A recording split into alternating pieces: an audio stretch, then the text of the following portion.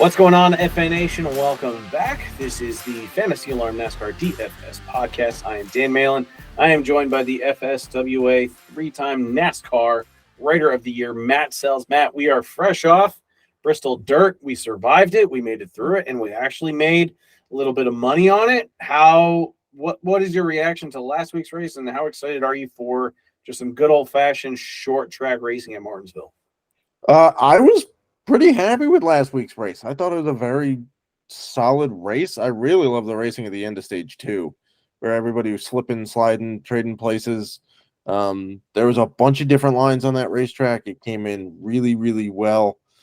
It was great. There was a lot of interesting strategy calls. I thought it was relatively clean for DFS. Yes, there were cautions, but I'm not entirely sure that there were more cautions in that one than a normal Bristol race.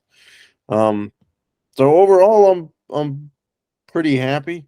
Wish I had a little bit more Christopher Bell than I did, but such is the case. Now I'm leaning on him this week, and the guy goes out and lays an egg in practice and qualifying. So we'll see what happens. But yeah, Martinsville. I love Martinsville. The paperclip. I love the beating and the banging that happens. I love the crowd reactions to everything that happens on this track. Basically nobody gets out unscathed. We've seen Denny Hamlin booed here multiple times. We've seen him get into fisticuffs with a few different people. We've seen Joey Logano get into fisticuffs here. Truex won a race and then broadcast a fight while he was giving his post-race interview a few years ago. So we've seen a little bit of everything. We've seen the Hall to Wall from Ross Chastain last year. So I'm excited, man. It's three straight short tracks, but they're all a little different. And we get Martinsville chaos leading into Talladega chaos next week. So it's a pretty good time in the NASCAR schedule. All right. As we've noted multiple times before, Martinsville, before we dive into a track breakdown, driver pool preview, this is actually the second time Matt and I have tried to record this podcast. We actually had a really nice tangent on the Friday Night Truck Series race.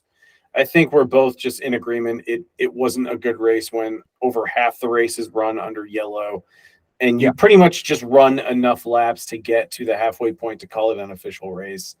I lost $3. I played $35 in tournaments last night. We're recording this Friday evening, 7:30 p.m. Eastern time. Saturday evening. I won $32, so I had a negative $3 loss. Not great. It was a really ugly race, which is a shame because Kyle Busch looked so fast in the first stage when they were running green. He even lapped Ross Chastain at one point, but then a variety of factors came in. I pretty much fell asleep during the second stage, and I was kind of in and out after that. Corey Heim gets the win, but I wouldn't feel particularly great about that win either. This is one of those races when we go to future Martinsville races and we're looking at the trucks, it's you can't take anything away from that race. Right. I mean, they ran 60-something green flag laps out of 124. We figured out that at 24-second laps, which is about what the trucks do, that's 23 and a half minutes of actual racing.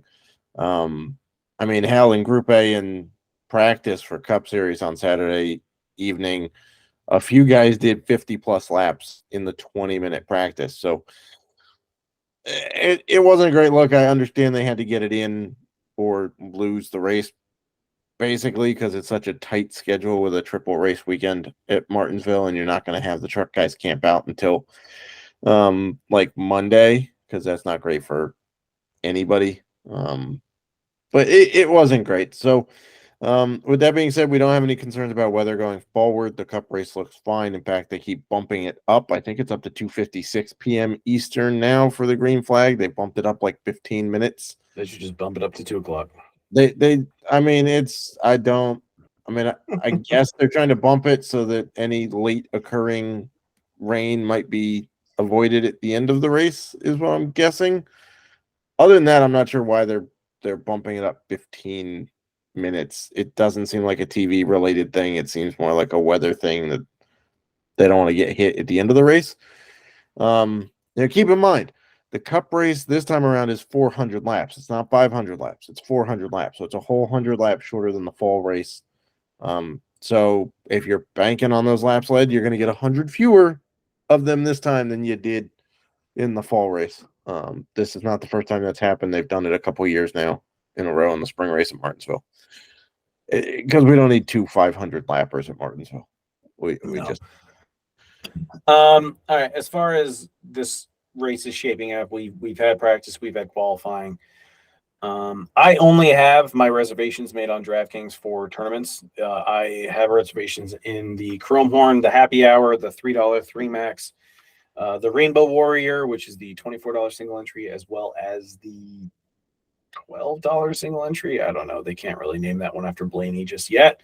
But I am probably going to make some reservations Sunday morning for cash games based on how qualifying kind of shook out. And we'll get to drivers and our thoughts on how cars were set up. But overall, like, do you agree that this is a good, track and a good race for cash games on Sunday?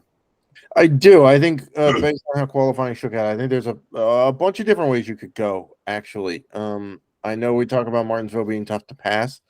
That is true. But by the way, nobody from the front row has won since Jimmy Johnson in like 2013 here.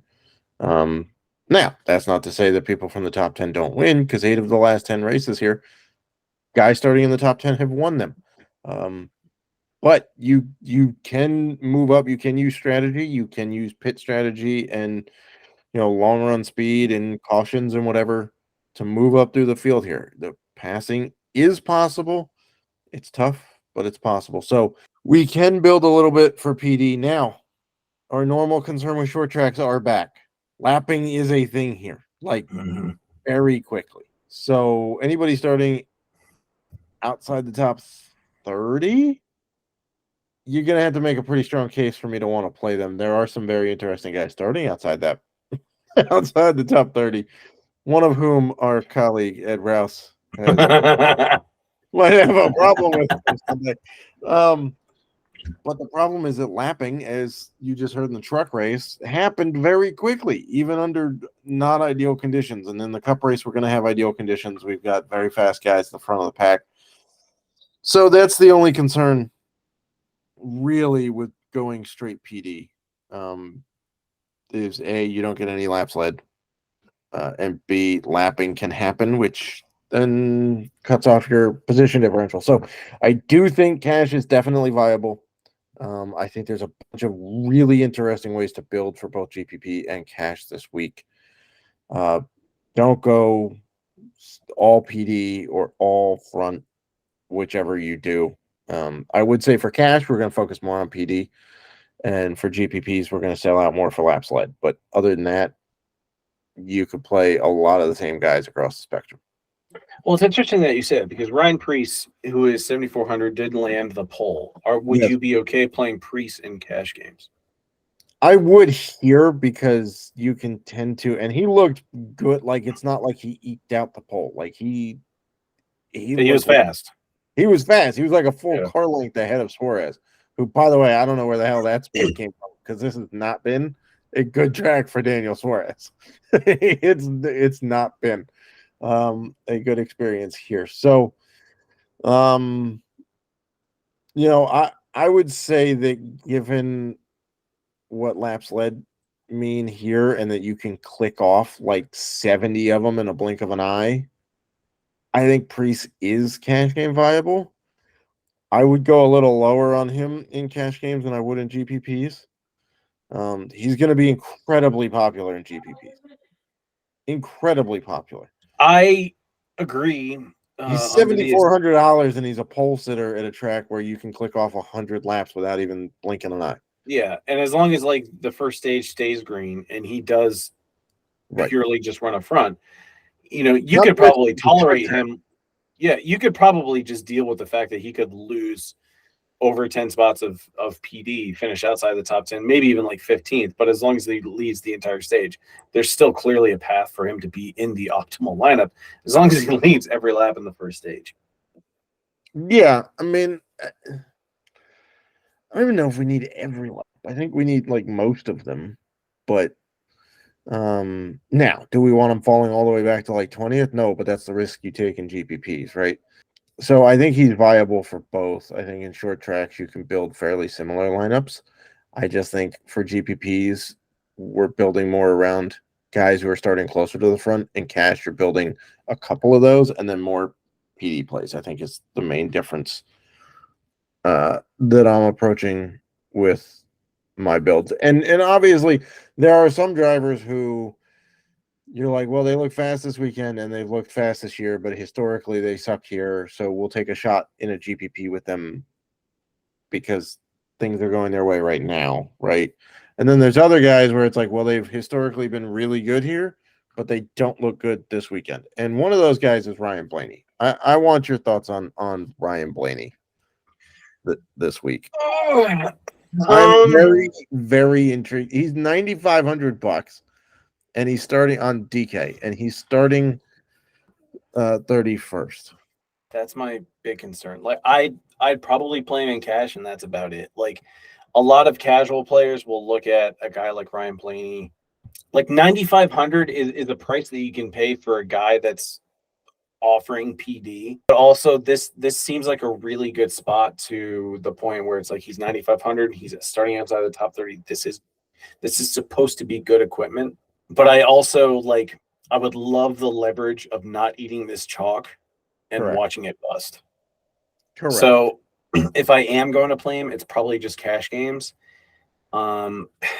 Because when you play Martinsville DFS, you really don't need Dominator points at his price tag. Correct. But you still probably want it. He's 9,500. He's starting outside the top 30. Like, what is he doing to hit value? Like, even if he finishes 15th and you add the PD, that's 44 points. That's almost 5x value. But in this price range, there probably is a guy that's going to go out there and break the slate because he's probably going to finish top 10 or maybe top 5. And he's going to get Dominator points. And so I think if I'm only playing tournaments, this is a good spot to just get weird, or not even necessarily get weird, but just to be under. And you don't have to full fade him because I'm probably doing 40 lineups in tournaments between the Chrome Horn and the Happy Hour. And I'm probably going to mix him into probably 10 to 15% of my builds. But this just screams, and based on what I've seen this year and how the Penske has looked on short flag tracks, I'm okay fading him in the spot. I think I'm with you. I mean, it's hard to say considering the fact that the guy has 7 top 5s in the last 10 races here, right? But if you look at that, he's never started this far back in any of those races. Like the farthest back he started in those 10 races is 17th. And when he started 17th, he pulled off a 4th place finish, which is nice. But if you're saying, okay, the max PD he's ever gotten is 13 spots, that kind of caps it for you, right? Like if we need him to get top 14, then you need him to produce 17 spots of PD, which is possible, but it's something he's not really ever done nor had to do with this track, nor has Penske come into Martinsville looking this flat out bad. That being said, he did have speed at similar tracks this year. It's hard to ignore that. But again, he started at those tracks closer to the front than he's starting here. And by the way, at Richmond, he didn't look all that great either. He got some fastest laps, but he didn't have the best run. No, and I think even if you look at his run at Phoenix back in March, over a month ago, he started 8th, he finished 2nd. But at that price, he was 10,300 and he got 53 points, which is fine. That's 5x value. But when you pay that kind of price tag, you are expecting a 70 to 80 point performance. Correct. Yeah. You need more than just PD. You also need now more than he's 9,500 this time around. He's 9,500 this time around, and he's starting much farther back. So he can easily eclipse 5, maybe even 6x value.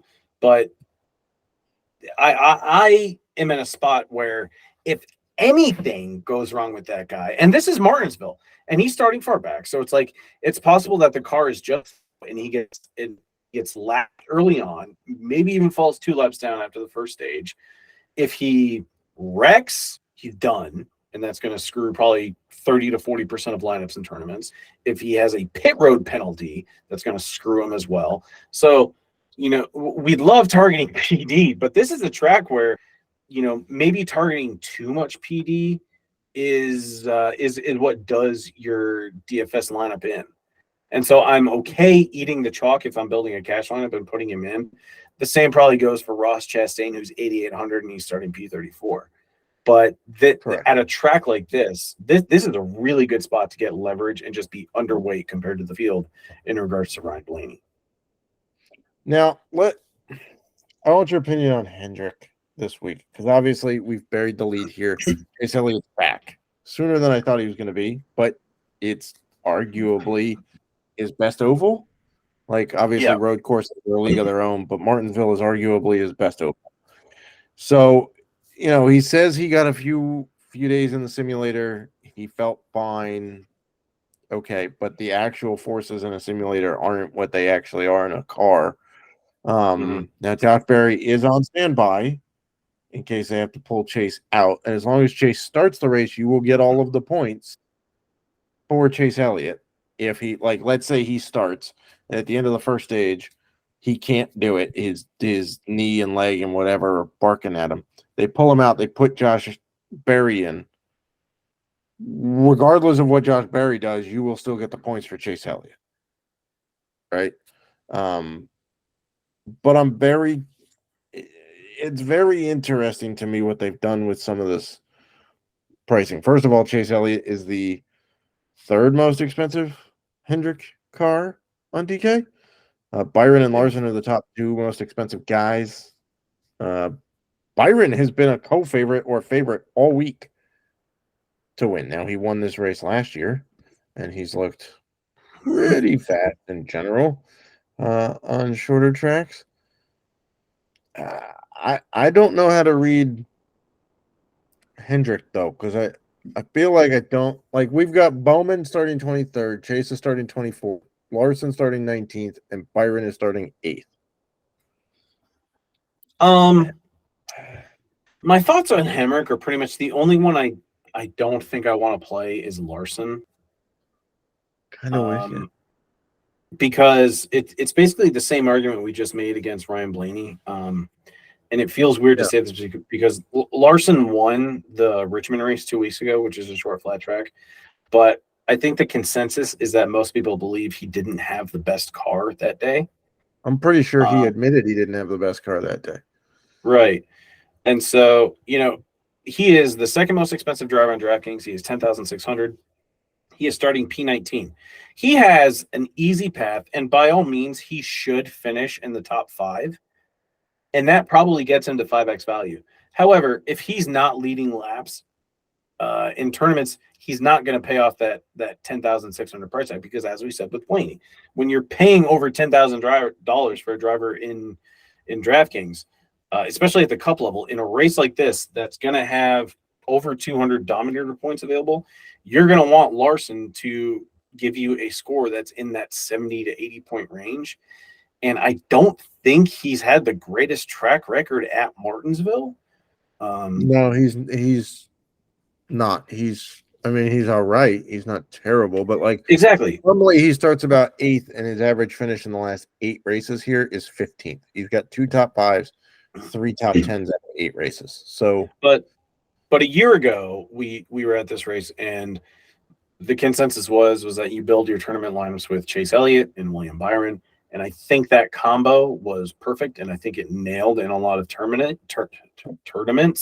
Sorry. So for that reason, I don't have a ton of faith in Larson. I think he's a good PD play. I think he can probably finish top 5. He probably gets a couple fastest laps as well. But he's a guy that really needs to lead probably at least 100 laps. I don't know that that's in the table for him. But meanwhile, we have Chase Elliott, who's 9,300, starting a few spots further back at P24. He's only starting P24 because on his qualifying lap, I think he scrubbed the wall. Yeah. And so that really threw off his time. I think what it was that he was really excited to just get back in the car. He wanted to lay down a fast lap. There's speed in the car. And then he just got a little overexcited, probably wanted to send too much of a message like, I'm back. And he got into the wall. But as far as his physical health is, like, it sounds like he's okay. I don't think that, Josh Berry is going to tag in and finish this race for him. I think Chase Elliott will finish the race. If there was any doubt regarding his health, I think that they would just have Berry run the race anyway. Right. I mean, they're not going to put their golden boy in danger this quickly, Right. just because. I mean, Berry was racing well in that car, and let's not forget that Berry got a win here to put him on the map, right? Like, it's not like Berry's an unaccomplished short tracker. Like, he's arguably better in this car than Chase would be. So, I'm with you. I don't think health is a concern. I was pointing that out in case anybody had any questions coming up, that if Berry tags in, what happens to Chase? You still get the points from Chase. Now, to your point, based on practice 10-lap averages, which we can dig a little deeper and go, let me see if I can find the 20-lap averages, because those are usually better at a place like Martinsville. But based on 10-lap averages, Zane Smith actually ran a faster 10-lap average, or basically the same 10-lap average as Kyle Larson did.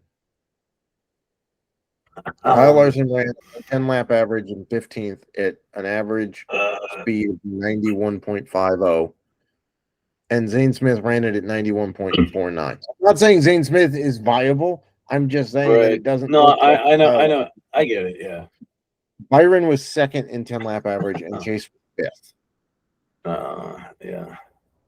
I don't know. Like, I know the equipment that Zane Smith is running in this weekend. Yeah, please don't go play Zane Smith because I mentioned he was almost as fast. Like, back markers get lapped here quickly. Yeah, he's still starting pretty far back. He's still in equipment that won't last more than 25 laps. So, just because a guy goes fast for 10 laps at Martinsville doesn't mean he's got the speed. Now, if we go look at 20-lap average, William Byron is fastest. Yeah. And then, by the way, you get Ryan Blaney at fifth. Just a little circle back there. Chase Elliott is sixth fastest, I think. 1, 2, 3, 4, 5, sixth fastest. Larson is eighth fastest in 20-lap average. But Bowman, I don't want any parts of Bowman. Really? Why? He's 8,200 and he's P23. Like, he's a guy that I would strictly play for the PD and hope for a top 10 and be perfectly fine if he doesn't get any dominators. I mean, doesn't he have Blake Harris back too at this point? He should. I just don't like the speed that he hasn't. He's not really shown good speed here. And I know they can tweak the cars a little bit, and they might have been testing different setups, which I think is what JGR was doing. I think you and I are both on that same page that they. I mean, he was top 10 at Richmond and Phoenix. Okay, I mean, that's fair. He did start 8th at Phoenix. He started on the pole at Richmond and then went backwards and didn't really lead a bunch of laps. Phoenix is reasonably close to here, but I mean, Bowman's also had an okay, yes, he has a win here, as does basically everybody in the Hendrick garage, but his average start over the last 9 races here is 13.8. His average finish is 14.1. So he's just as likely to finish in the top 6 as he is to finish outside the top 30. Do you want to briefly touch on JGR and SHR? Yeah, we can. I mean, I know this is turning into a little bit more of a dive into drivers, but I wouldn't read that much into practice data for JGR. I think people are going to bail on JGR, and I think that's the wrong move. So I think you and I both agreed that they tried probably 4 different setups on the 4 different cars, and it just so happens that Martin Truex probably had the right setup. which is hilarious. Right.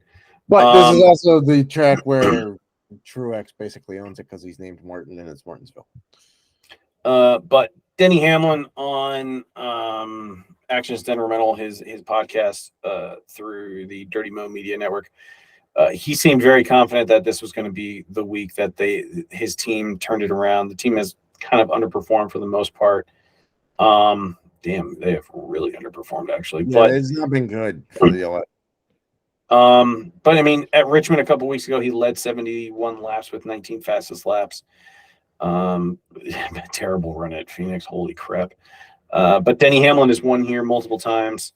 I mean, this is the kind of track that JGR should be good at. And I think you and I just both agree that they were just trying different setups and they nailed it with the Truex car. And I think that they'll make the right adjustments to have Bell, Hamlin, Truex, and I guess Ty Gibbs is actually coming into the race with the longest top 10 streak in NASCAR. And he's starting P12. I can't bring myself. It's very ridiculous. I don't know what I'm doing with Ty Gibbs perfectly. I mean, he did technically do well here in the fall Xfinity race, but that was ridiculous. Get his damn teammate out of the way.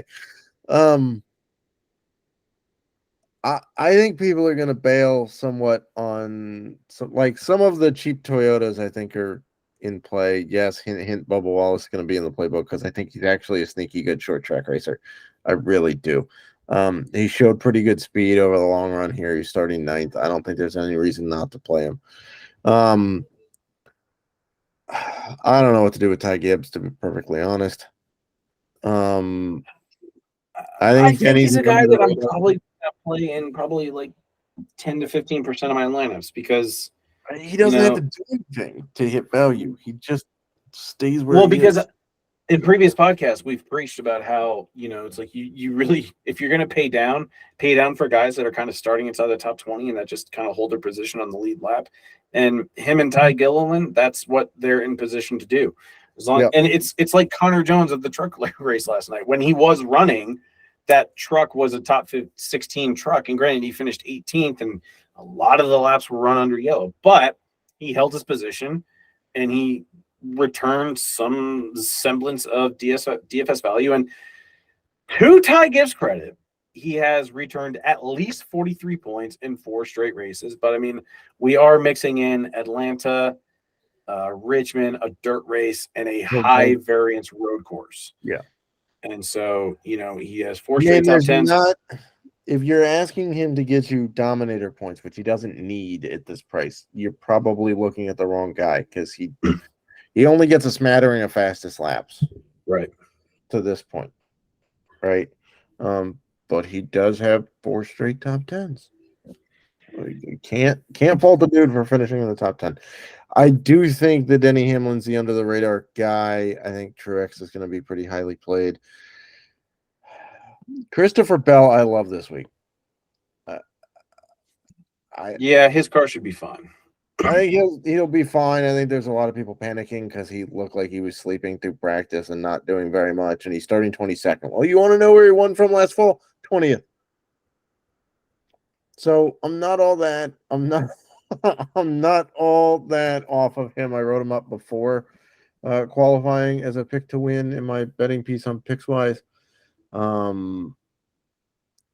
He's arguably the most consistent Toyota driver they've had over the last year and a half, basically. It wasn't a great road race for him, but whatevs. That was a wicked end to that race of Coda, and who cares? It's a road course. Dirt race, it's his specialty. So, he won it. He dominated that race. It's his specialty. But like Phoenix, he ran very solidly. Richmond, he had a great and for, by the way, guys, if you're concerned about he won't be able to lead laps or get dominator points, he started 21st at Richmond, finished 4th, led 26 laps, and finished and had 15 fastest laps. Basically looking for him to do that again, which he can. So I don't know what to do with SHR. I mean, let me put it this way: I like several of the SHR guys coming into the. I mean, they week. have speed. They qualified well. They have speed. Yeah. They qualified well. I did put a couple of them in my picks to win piece coming into the week before qualifying, before practice. That came out Friday afternoon. So How is none of the Kevin couple guys Harvick 8,400? What is going on? I don't know, man. He's finished fifth, and ninth at Richmond, Phoenix, in the dirt race this year. I mean, I honestly don't know why he finished ninth at the dirt race because I completely lost track of him late in that race. Fifth at Phoenix, which is the track he's good at, and fifth at Richmond. There's no reason. He was 10-8 at Richmond, and now he's 8,400 at Martinsville. This is insane. And it's not like he was a bust last week on the dirt. Like, usually I think DraftKings is fairly reactionary to the previous race for their pricing. He was 8,300 last week on dirt. He finished ninth after starting 26th, and he put up 52 DraftKings points. He's put up 46, 50, and 52 points in his last three races. And by the way, 80 at Phoenix. Yeah. Like, what are they doing with this price tag? I don't know. I mean, to be fair to them, his history in Martinsville is not the greatest. But it's also not terrible. Okay. So the last 10 races in Martinsville, granted, it spans like 3 generations of cars. His average start is 9.4. His average finish is 11.2. He's got 5 top 10s. He's got 8 top 15s. So he's like, normally we say he's just a guy that just hangs around these tracks and just hangs out. But at $8,400, I'm perfectly fine with a dude just hanging out. Yeah. Like, he's starting 7th. Would I have liked to have seen him start a little further back? Sure, but maybe starting 7th will get some leverage on the field because maybe some people look past him to, like, I don't know, Bowman at $200 less starting P23. Yeah. Sorry. Go ahead. Keep going. I don't know. Briscoe's interesting to me. I think he's a sneaky pick to win. He's starting 4th. I would have liked to have seen him start a little lower, but like for betting, I like to see him start 4th because I wrote him up at like 35-1 before practice and qualifying to win. He won the first Phoenix race last year. He finished 7th there this year. He was top 12 at Richmond. I can't call him a complete long shot because he is in good equipment, but it's odds had him at 35-1 before practice. Yeah, he's starting in the second row, so that's certainly viable. We'll see what they've adjusted his odds to now because they're not up yet. But this has definitely been more of a long-winded podcast, so I don't think we should give too much away because you do have the playbook coming out. But are there any other drivers or strategies, maybe contest selection that we haven't touched on that you want to briefly indulge in, or would you be content with this podcast at where it's at? I would say, again, if you're looking at GPP, we're looking for maybe you're doing 4 guys starting inside the top 20 for GPP with a couple of laps led dominators. If you're doing cash, probably doing 1 laps led dominator and then a couple more guys starting, I don't know, 25th, like in the top 25. Well, I still don't want to go that far back. Like Ryan Blaney, sure, it's a special case. His equipment should be good enough to keep him from getting lapped all that fast. But I wouldn't go for too many more dudes who are back that far in not great equipment. So this is kind of, I know it's the Cup Series and everybody's supposed to be on a more level playing field, but they're not. Back markers are still back markers, and they really, really show up here. So, I would expect a decent amount of cautions too, because 1 car spins on short tracks, bring out cautions basically every time. They do have wet tires, not for racing in the wet. They're just for getting started in the damp, so they don't have to dry the track quite as much. But I don't think there's rain in the forecast, so that shouldn't really be a problem. But yeah, look for the playbook. It'll be out late Saturday night. These kind of late practices are. I want to get a jump on writing guys up, and then I'm like, well, if I write like basically the whole playbook, and then half the dudes don't do what I expect, then I have to rewrite half the playbook, and then that's just a waste of people's time. So it'll be out. I don't want to talk about everybody because I do have some sneaky plays up my sleeve. Awesome. Well, I think we gave people a good enough jump start to at least give them an idea of how to approach lineup building. Yeah, and then projections will be out probably Sunday morning. I hope Ed doesn't listen to us talk about Ryan Blaney, though. I mean, I said nice things. I wrote them up in the Pickswise piece. I said nice things. But I also told you might want to be He's a careful handsome playing lad. He's got it rough, man. Being the sports fan he is, he doesn't get a lot of nice things very often. He's a Padres, Chargers, Clippers, Blaney fan, so there's not a whole lot of nice things coming his way. Yeah, he still has the luxury of living in California. But Matt, as always, thank you so much for your time. Best of luck to you this week, and best of luck to the FA Nation. Best of luck, FA Nation.